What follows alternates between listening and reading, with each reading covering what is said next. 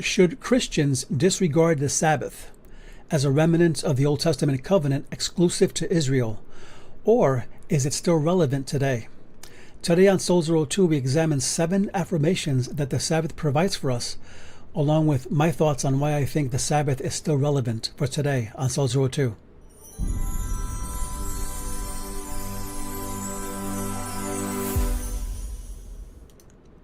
And welcome to Soul Zero 2. I'm so happy to be with you.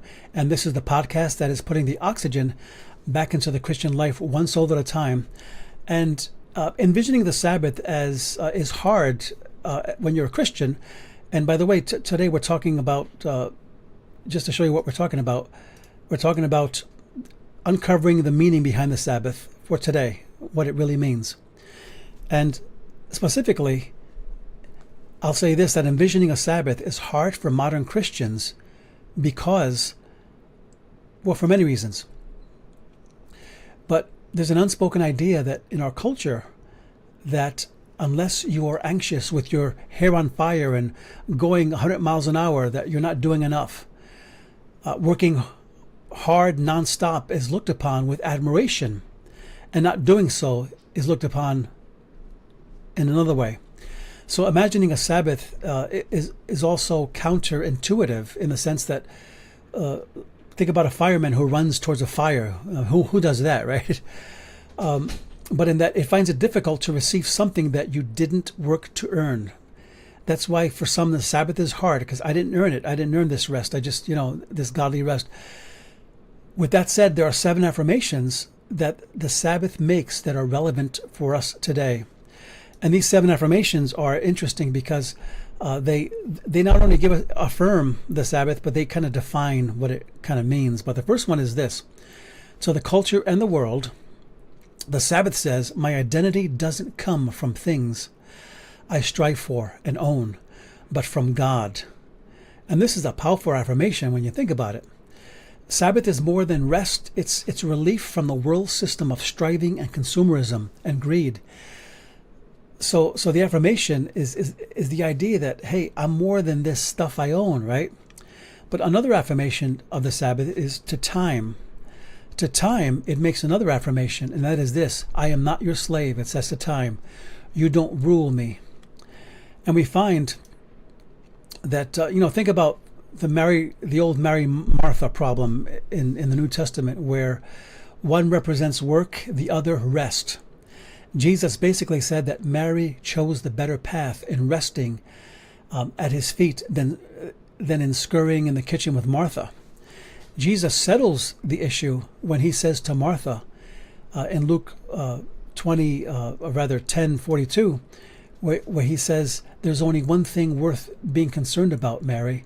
Mary has discovered it, and it will not be taken away from her." What a beautiful way to put it. Thus, the Sabbath proclaims that our hard work can be lost, but not our internal investment in God and spending time with God and refreshing ourselves and being human in God.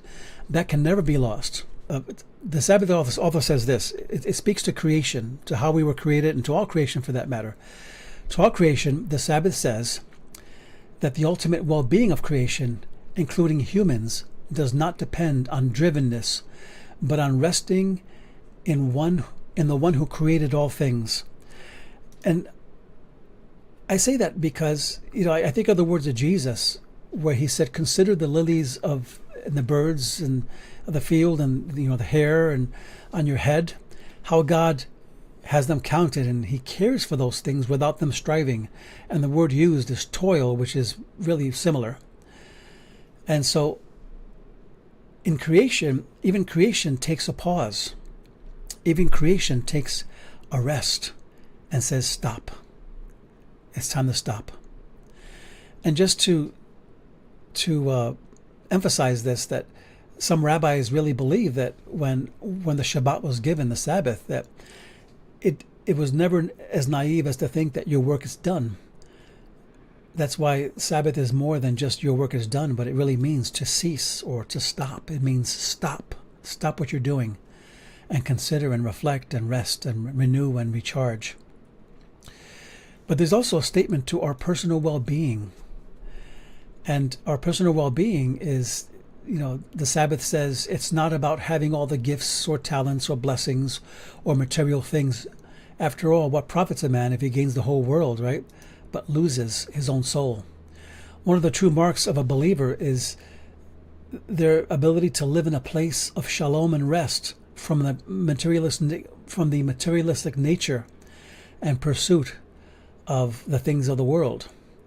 And Hebrews 4:3 puts it beautifully when it talks about the idea that it says, now we who have believed do enter into rest. And that brings me to the next point, to our restless nature.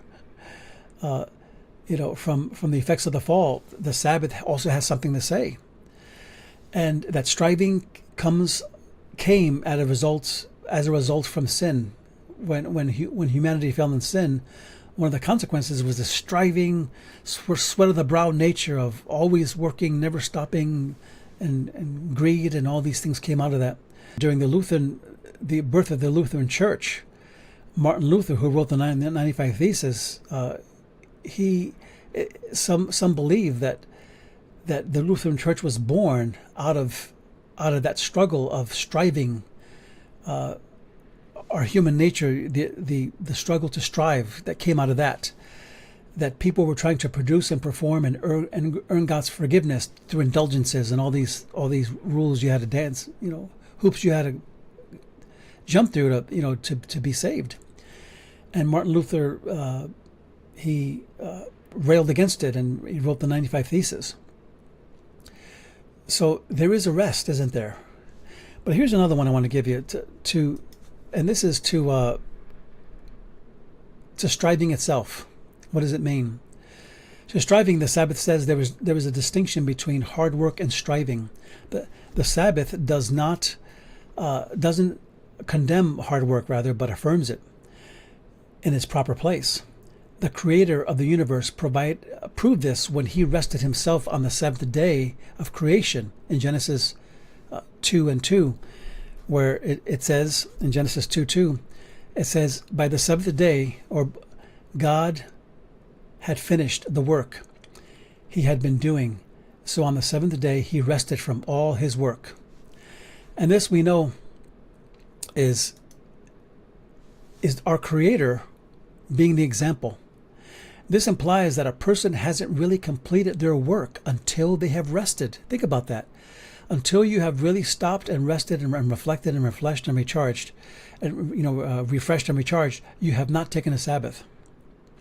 But I want to give you one more before I give you the good news. Okay, so, and that is maybe for just a few people who might identify with this, and that is legalism.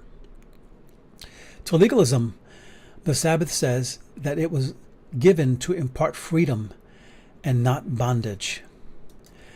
And again, I want to quote Walter Brueggemann, who said in modern faith, he says this, in modern faith traditions, Sabbath has gotten enmeshed in legalism and moralism and life-denying practices that contradict the freedom-bestowing intention of the Sabbath. In other words, there's some faith traditions that make it all about denying everything, and it's this harsh, severe kind of denial that has no life in it and no recharge in it, no real refreshing in it. But it's all this harsh, punitive kind of response to rest and to work, rather. And so think about Mark 2:27, where to the Pharisees, Jesus responded to the Pharisees, and when they tried to make the Sabbath about a strict moral code, Jesus gives the stinging. His comments were stinging when he said that the Sabbath was made for humankind, and not humankind for the Sabbath. And he says it here. He says in verse 28, so the Son of Man is Lord even on the Sabbath. So we find that Jesus is connected to the Sabbath, in that He's in charge of it, and that the true Sabbath is a Sabbath in Him, of following Jesus and resting in Him and knowing Him. So is the Sabbath for today? I believe the answer is absolutely yes. I believe that the answer is yes. And when you see it through the eyes of Jesus, right, it becomes something beautiful. So we have to see the Sabbath through the eyes of Jesus and not through the law of Moses. We have to see it not in a legalistic way, but in a way that is life-giving. So do you take a Sabbath? And do you believe that it is for today? So if this podcast has blessed you, consider liking, subscribing, and sharing this podcast with others. Engage with us via these platforms as we seek to connect in other places with other people and so forth and so on. I want to thank you for listening and being with us today. Until next time, God bless you and take care of yourself.